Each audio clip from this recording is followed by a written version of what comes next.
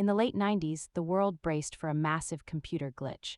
Let's look at why Y2K was a major concern for global finance.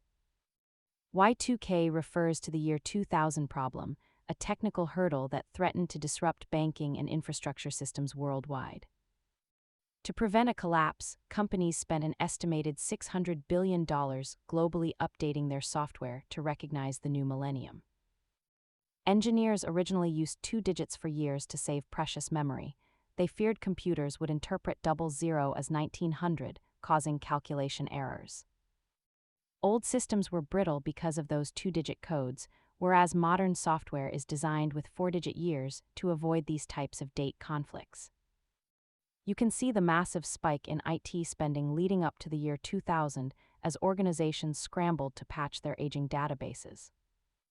Ultimately, the reason Y2K didn't cause a global catastrophe was the sheer amount of work that happened behind the scenes to fix it. The Y2K event reminds us how technical infrastructure underpins our entire economy. Subscribe for more money basics and tech history.